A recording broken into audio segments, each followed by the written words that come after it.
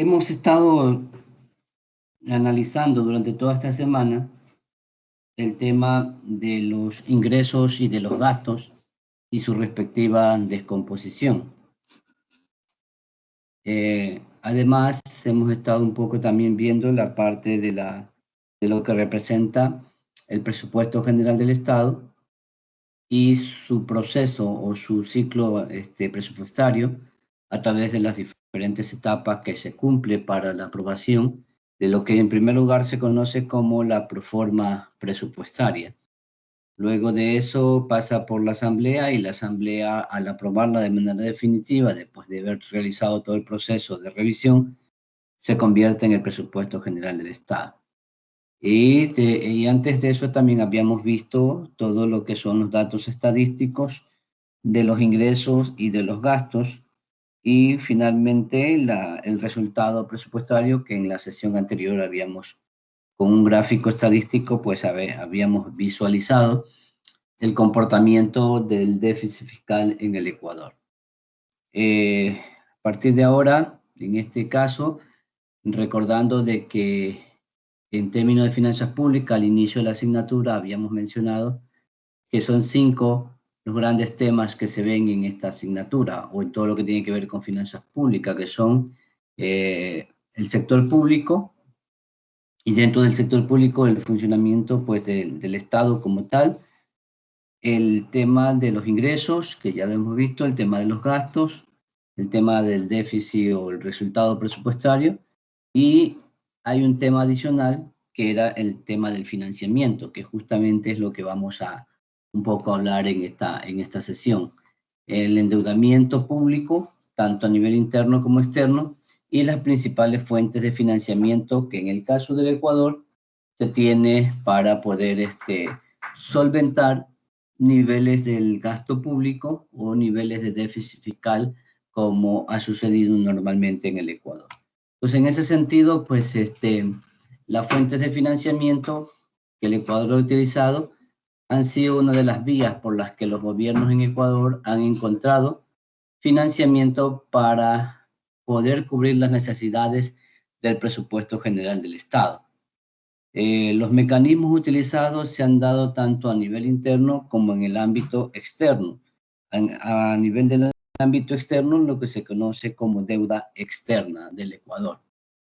En términos de la evolución histórica, o sea, es decir, el tema del endeudamiento público no es un tema actual, no es un tema que nace recientemente, sino es un tema que viene dándose desde hace muchas décadas atrás, inclusive desde hace más de un siglo en el país. Es decir, es un tema recurrente en todos los gobiernos han tenido que hacer uso de estos mecanismos para poder tener dinero suficiente y poder financiar o ejecutar las finanzas públicas.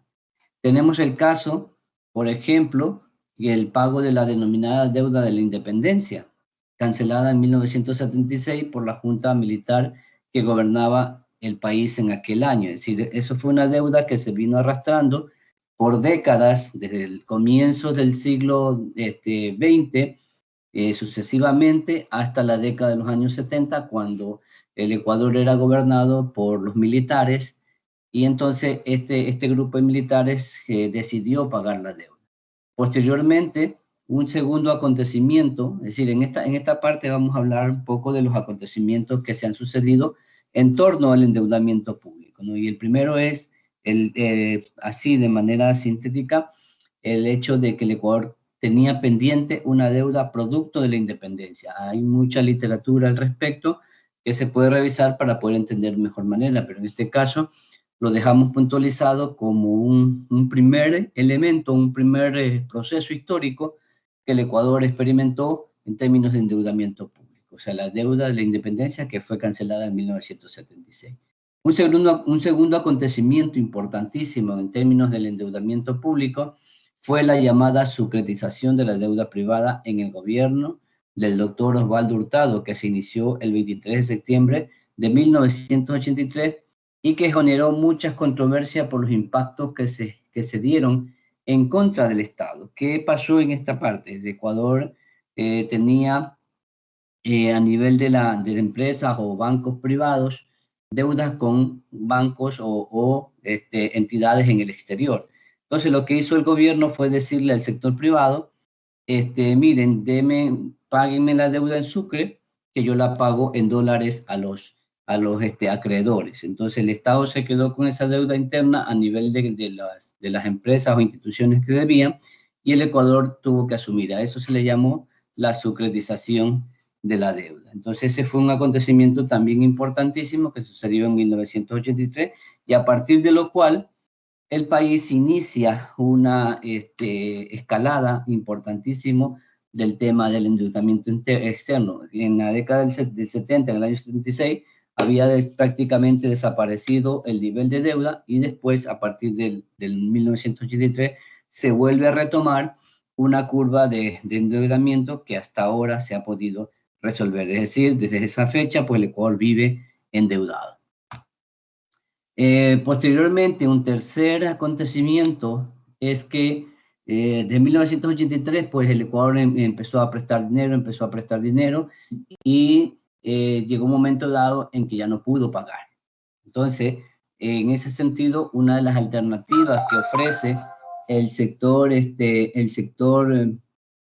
internacional o los acreedores internacionales es la llamada renegociación de la deuda. En ese entonces se generaron unos bonos llamados bonos Brady, que fueron propuestos por la banca acreedora en mayo de 1989 mediante el llamado Plan Brady, y aceptada por el Ecuador en el gobierno del arquitecto Sixto Urdangarin en octubre de 1994. Es decir, después de casi 10 años de haber hecho la anterior renegociación llamada sucretización de la deuda, ocurre esta tercera parte, este tercer acontecimiento, que fue la renegociación a través de los llamados bonos Brady, cuando se suscribió un convenio y se puso en marcha en 1995. Es decir, el Ecuador va de tumbo en tumbo, como lo vamos a ir viendo, en temas de endeudamiento, siempre tratando de renegociar, siempre tratando de ver formas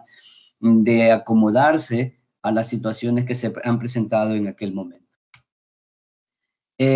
Posteriormente, en el 2003, desde 1994, 95 al 2003, es decir, 10 años después, casi 10 años después, se da otro tipo de negociación en el mercado internacional. El Ecuador acude al mercado internacional y hace un intercambio de esos bonos Brady que se habían generado en 1994-95, y los canjea, hace un intercambio por los denominados bonos globales, cuyos vencimientos serían en el 2012 y en el 2030.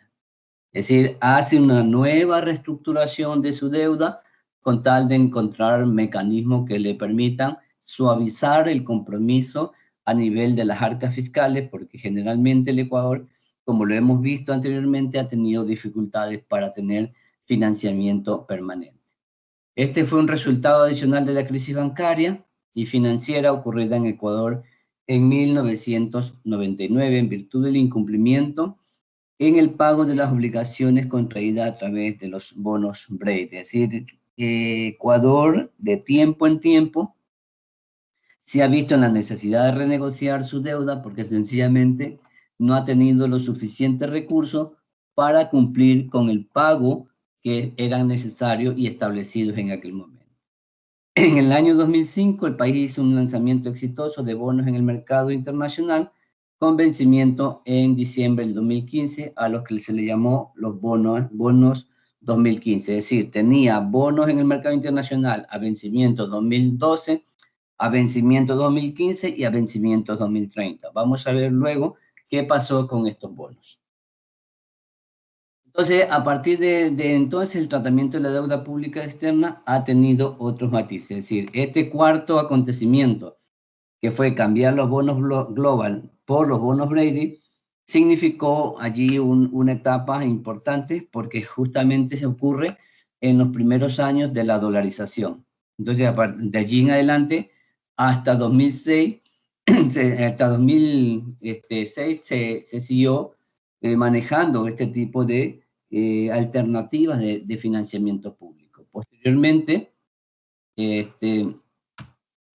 a partir de entonces, pues con la llegada al poder del presidente Rafael Correa, pues se dieron una serie de acontecimientos que lo vamos a indicar. Es decir, durante la gestión del gobierno presidido por Rafael Correa, en una primera instancia se criticó los procesos y procedimientos realizados en años anteriores, es decir, la subcritización, el cambio de los bonos Brady, más los bonos Global, según los análisis que había hecho Rafael Correa, eran situaciones que no se habían dado de manera adecuada para el país. Es decir, se criticó cada uno de esos procesos realizados para el presidente Rafael Correa. El que el Ecuador estuviera endeudado era una deuda ilegítima. Se llegó incluso a llamar en una parte del endeudamiento como deuda ilegítima. Es decir, no estaba de acuerdo en la forma como se habían dado las negociaciones y se indicaba que el país había perdido mucho dinero al aceptar este tipo de acuerdo. Entonces, lo que hace el presidente Correa es alejarse de los canales tradicionales de financiamiento internacional, especialmente de los organismos multilaterales y los mercados de deuda para la emisión de bonos. Es decir, cambia la fisonomía o las alternativas de financiamiento que el Ecuador tenía hasta ese momento. ¿Cuáles eran? Prestarle a los gobiernos amigos y acudir a los mercados internacionales para la colocación de bonos. Y también un poco a los organismos internacionales, como lo vamos a ver más adelante. En los primeros años se realizaron algunas reformas bajo el argumento de que el país había incurrido en un agresivo endeudamiento en los gobiernos anteriores. Como decía, se manifestaba que la deuda era ilegítima y se pensaba en la posibilidad de declarar una moratoria para no pagar los valores pendientes. Entonces, aquí, en este momento de la historia ecuatoriana, en términos de endeudamiento público, se da un hecho importantísimo que viene a significar el quinto proceso de los ya anteriormente mencionados. Entonces, aquí lo que hace el presidente Correa es para poder corroborar esta ilegitimidad que se decía de que no había sido lo correcto y que era una deuda ilegítima, se crea el 9 de julio del 2007, mediante decreto ejecutivo número 472, la Comisión para la Auditoría Integral Público, conformada por expertos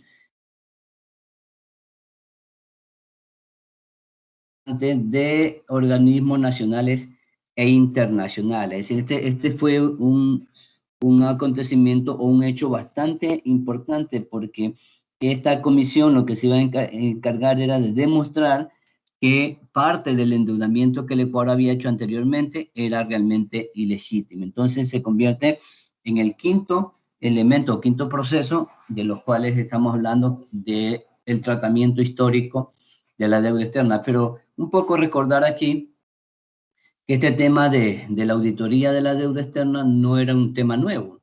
Ya en la época de Eloy Alfaro, por ejemplo, se había creado una comisión de auditoría de la deuda y se obtuvieron resultados importantes en aquel tiempo.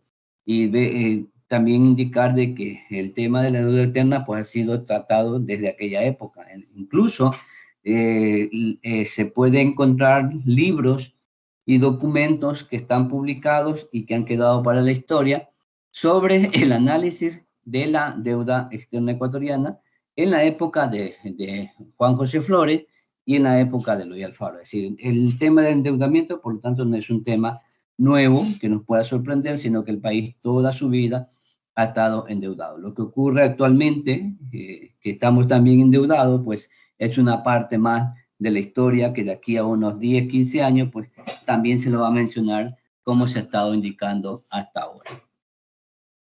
En noviembre del 2008 y febrero del 2009, el país incumplió con el pago de intereses de los bonos Global 2012 y 2030. Es decir, aquí ya se da un sexto acontecimiento, que es que el Ecuador se declara insolvente, es decir, no tiene para pagar, pero bajo el criterio de que esa deuda no merecía ser pagada porque era ilegítima. Situación que en el mundo económico fue identificado como un default, selectivo y unilateral de un tramo de su deuda externa comercial. Y por lo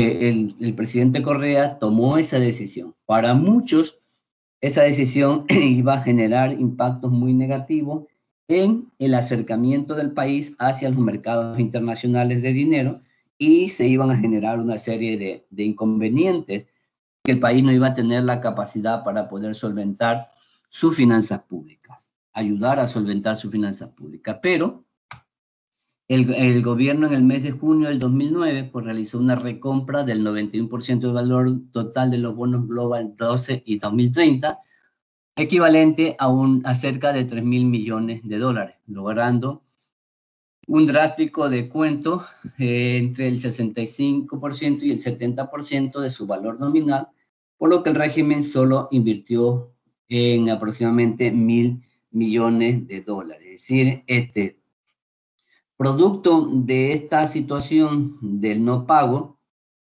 en el mercado internacional se dio una baja o se dio un desequilibrio en la cotización de los bonos que tenía el Ecuador colocado y bajaron de precio. Entonces, lo que hizo el Ecuador fue que aprovechó lo que ofrecía el mercado internacional y como en ese momento el Ecuador tenía dinero producto del boom petrolero que se iniciaba un boom petrolero, el Ecuador tenía recursos y por lo tanto logró recomprar el 91% del valor total de esos bonos que tenían vencimiento en 2012 y 2030. Es decir, se compraron antes de que vencieran. Entonces, por lo tanto, el gobierno presentó como una operación exitosa, ya que según las fuentes oficiales, pues el Ecuador se estaba ahorrando unos 2.000 millones de dólares en el corto plazo, pero más de 7.000 millones en el mediano y largo plazo. Es decir, el país podía darse el lujo en ese momento de poder recomprar sus bonos y poder solventar y aliviar de alguna manera la presión que tenía sobre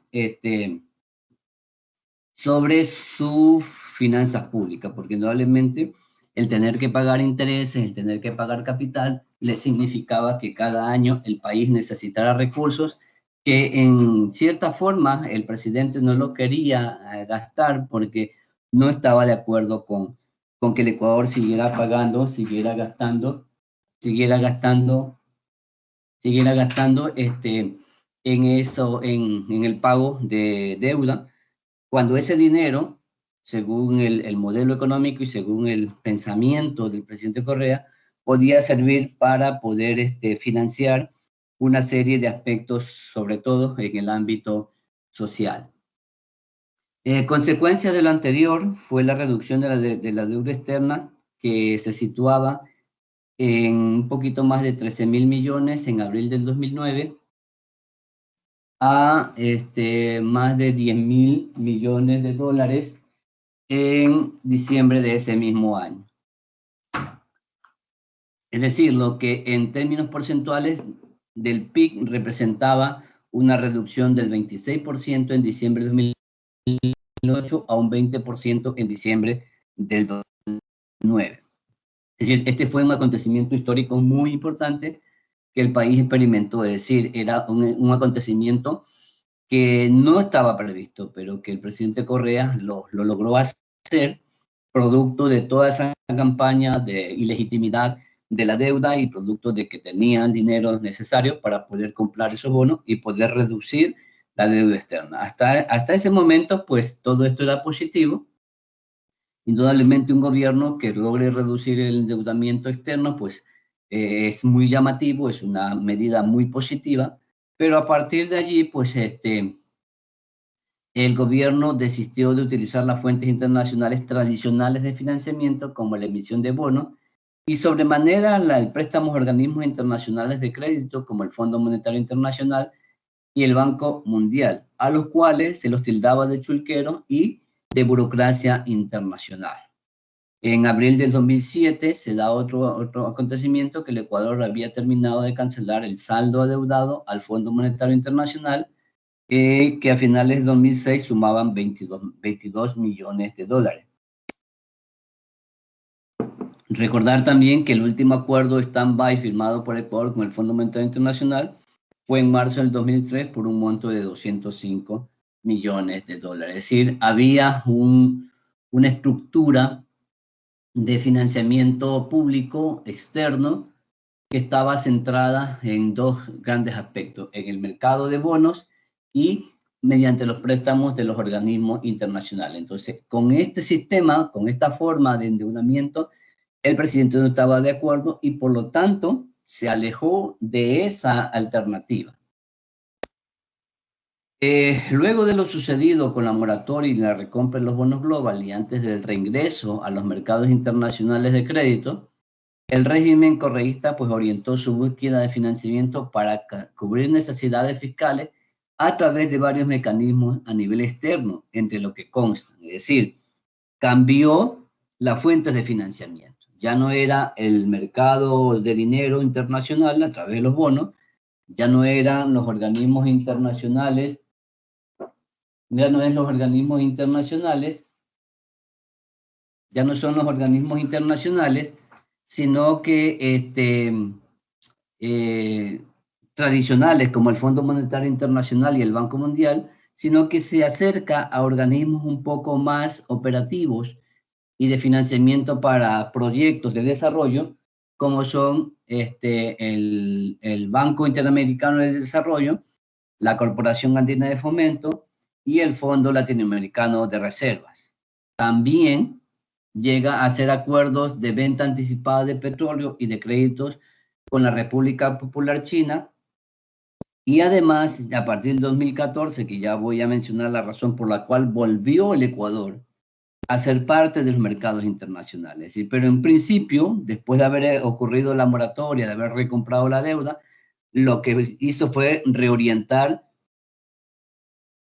la fuente de financiamiento, donde la más importante fuente de financiamiento se convirtió la República Popular de China. Y aquí tenemos un poco ya los datos estadísticos, que a diciembre del 2006, como ustedes pueden apreciar en la gráfica, que es la barra de color negro, los montos por cada organismo, el Banco Interamericano de Desarrollo, la Corporación Andina de Fomento, se convierten en los dos organismos que a diciembre de 2016, por ejemplo, el Banco Interamericano de Desarrollo llegaba a tener un financiamiento para el país, o la deuda con ese banco sobrepasaba los 4.500 millones de dólares. Con la Corporación Andina de Fomento tenía un poco más de 3.000 millones de dólares. Con los otros organismos, como se puede apreciar, pues el endeudamiento no es demasiado alto. Y en la parte de abajo están los datos estadísticos en relación al 2006 y al 2016. Es decir, de 4.000 millones de dólares con estos 5 organismos pasó a un nivel de 8.000 millones de dólares. Con esto podemos empezar a evidenciar que el país empezó una etapa de endeudamiento agresivo desde el año 2010 en adelante, hasta la culminación del periodo presidencial del gobierno de Correa, y ahora con el presidente Moreno también la curva de crecimiento del endeudamiento ha sido bastante significativa. Pero en lo que tiene que ver al periodo que estamos analizando, vemos que la deuda con estos organismos pues se incrementó casi en un 100%, es decir, de 4.000 millones de dólares pasó a 8.000 millones de dólares. La segunda alternativa utilizada para buscar financiamiento fueron las negociaciones y los acuerdos con otros países, entre los que destacan Estados Unidos, Reino Unido, Francia, España, Italia, entre otros. Es decir, una segunda alternativa ha sido que los gobiernos de los países con los cuales tenemos relaciones bilaterales sean quienes también nos presten dinero. Pero sin duda alguna, como muestran las estadísticas, la República Popular de China ha sido el mayor proveedor de recursos para el Ecuador, que al cerrar las vías tradicionales de mercado financiero y organismos internacionales, pues se ha visto la necesidad de cambiar las vías de financiamiento. Y aquí tenemos los datos estadísticos de cuáles son los países a los cuales el Ecuador le debe. Le debe a Reino Unido, le debe a Estados Unidos, le debe a España, le debe a Brasil, le debe a Francia, le debe a Italia, le debe a Japón. Es decir, hasta el 2016 el Ecuador le debía a esos países. Y vemos, miren ustedes, que el monto no sobrepasa los 1.000 millones de dólares, sino que va de cerca de 800 millones de dólares hasta 61 millones de dólares que se le debía a Japón. Pero la gran diferencia en este periodo del 2010 en adelante hasta China. Miren ustedes en la gráfica del lado derecho que en el 2009 el Ecuador allí 16 a un monto superior de los 8.000 millones de dólares. Si revisamos las estadísticas en estos últimos 3 años, vamos a observar que esos montos se ha disminuido. ¿Pero por qué? Porque China dejó de prestarle dinero al Ecuador. Es decir, hubieron ciertas situaciones allí que ocurrieron y que se dejó a un lado también en los últimos años este tipo de financiamiento. El presidente Moreno ha intentado de alguna manera también hacer un préstamo con la República de China, pero todavía no se ha tenido un resultado mayoritario. El mecanismo con el cual se negoció este crédito fue justamente las ventas anticipadas de petróleo, es decir, el Ecuador paga con petróleo este tipo de endeudamiento, lo cual indudablemente limita los ingresos que el país pueda tener por temas petroleros. En el mercado financiero internacional de bonos, que se convierte en una tercera vía de financiamiento ya propiamente dicha, es decir, mercado, los organismos internacionales, los gobiernos amigos y esta tercera vía que es el mercado financiero internacional. En un principio habíamos dicho que el presidente Correa se alejó de este tipo de financiamiento, pero como vamos a ver, tuvo que volver por la necesidad de encontrar recursos. Una tercera vía de financiamiento económico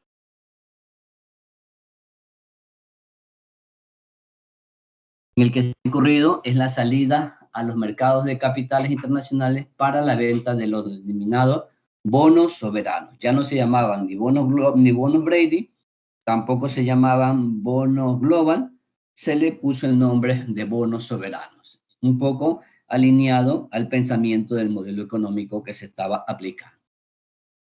Se ha indicado anteriormente que la posición del gobierno de Correa frente a este tipo de mecanismos, sin embargo, la necesidad de flujo de dinero hizo que una vez más se optara por esta alternativa. Es decir, se limitó el financiamiento chino porque había crecido mucho, ya no había posibilidad de seguir prestando.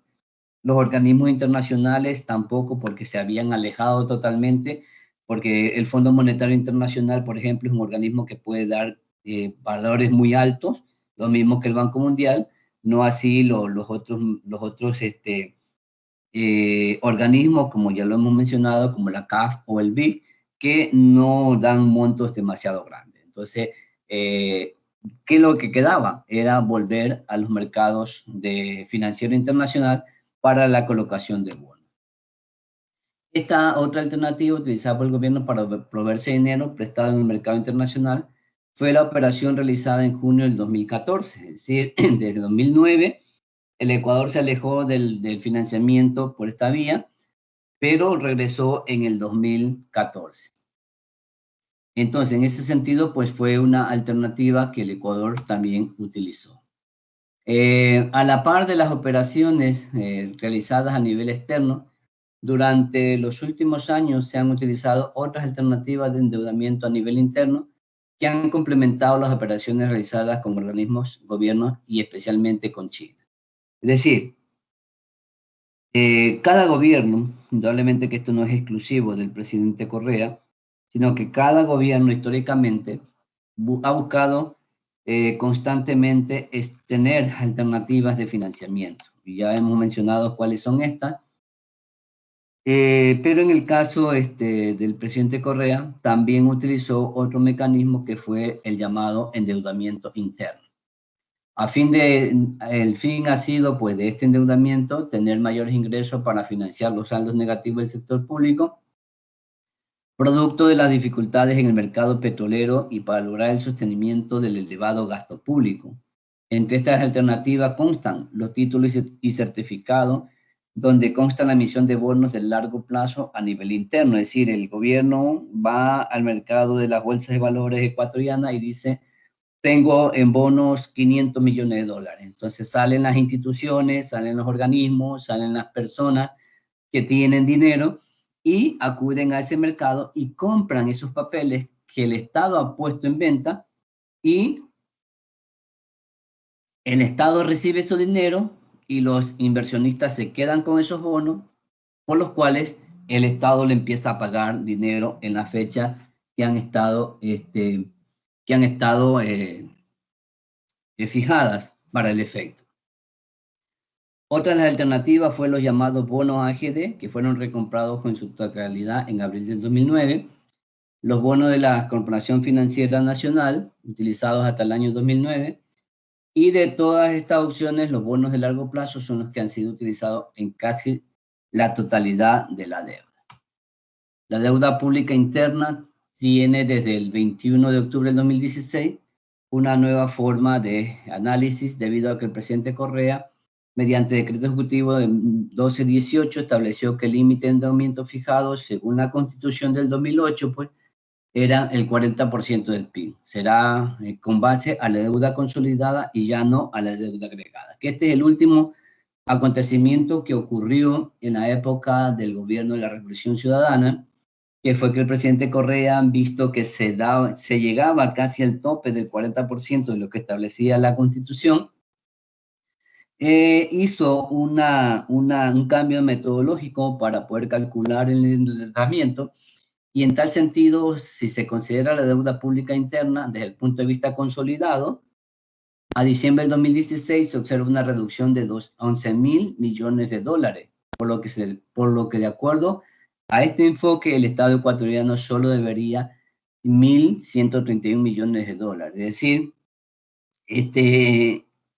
con este nuevo mecanismo de cálculo se dejaba afuera algunas deudas que el país tenía con ciertas instituciones y organismos internos a nivel del Ecuador y solamente se consideraba un tramo de esa deuda, por lo que el presidente podía tener la posibilidad de seguirse endeudando hasta llegar a ese 40%. Es decir, no se consideraban con ese fin. Es decir, que mientras que el total de la deuda agregada del país tiene un ratio deuda-PIB del 39%, que lo pone al límite de lo permitido, con el total de deuda consolidada, el ratio cae al 27% a diciembre de 2016, lo que le permitiría al régimen tener aún un margen para seguir adquiriendo deuda, sea a nivel interno o a nivel externo. Por lo tanto, la deuda pública consolidada excluye las obligaciones del Estado con organismos públicos como el IES y la Corporación Financiera Nacional, que es una de las instituciones muy importantes que existe en el país. Y aquí podemos ver lo que ocurre cuando se cambia de esa metodología de un endeudamiento interno muy elevado, pues se baja solamente a 1.131 millones de dólares en el año 2016. Es decir, esto es lo último que ocurrió con el presidente Correa. Ya tocaría un poco ver lo que ha pasado en el periodo del presidente Lenín Moreno y podemos nosotros concluir entonces que la deuda externa, la deuda pública, tanto externa como interna, pues ha sido un tema que no es nuevo. Viene desde la época de Eloy Alfaro, pasando por todos los gobiernos que el país ha tenido, por todas las décadas que el país ha vivido. Es un tema muy recurrente. Es un tema que forma parte de las finanzas públicas porque cuando se hace el tema del ingreso y los gastos y hay déficit fiscal, los gobiernos generalmente acuden al mercado interno y externo para buscar financiamiento y poder tener recursos y tratar de lograr una finanza pública más exitosa. Vemos que históricamente el país ha tenido una serie de cosas que se han dado respecto al tema del endeudamiento público. Entre ello, el pago de la deuda de la independencia, la deuda a través del plan Brady, la deuda a través de los bonos global. Con esto sucedió algo al principio del gobierno de Correa, que fueron declarados ilegítimos. Producto de ello, bajan en el mercado internacional sus precios y el país logra comprar el 91% de esa deuda, reduciendo el nivel de endeudamiento que el país tenía en cerca de 3.000 millones de dólares. Y a partir de allí, pues, se inicia una nueva estructura del financiamiento público internacional con todas las alternativas que el presidente Correa aplicó, siendo una de las más importantes, pues, el endeudamiento con la República Popular de China y el alejamiento de los organismos internacionales y del mercado internacional de bonos, al cual se volvió en el 2014 por la necesidad de encontrar mayor financiamiento. Y por último, el cambio de metodología para el cálculo de la deuda pública interna y externa, tanto a nivel agregado como a nivel consolidado. Entonces, este es un tema que forma parte del sílabo y que más o menos históricamente se desarrolla de esa manera.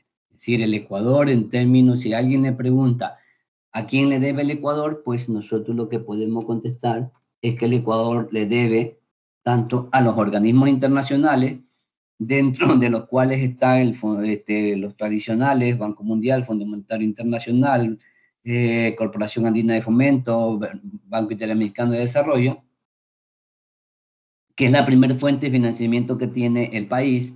En segundo lugar, le debe a los gobiernos de los países amigos, entre ellos España, entre ellos Italia, Estados Unidos, pero en los últimos años el crédito más importante ha venido de la República Popular China.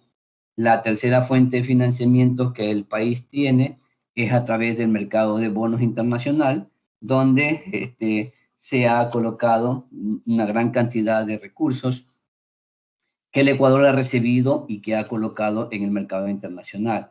Y por último, el endeudamiento interno, que tiene que ver con los organismos e instituciones que funcionan a nivel del Ecuador, siendo lo más importante el Instituto Ecuatoriano de Seguridad Social y la Corporación Financiera Nacional. Así que este es el tema que tenía preparado para ustedes, para poder compartirlo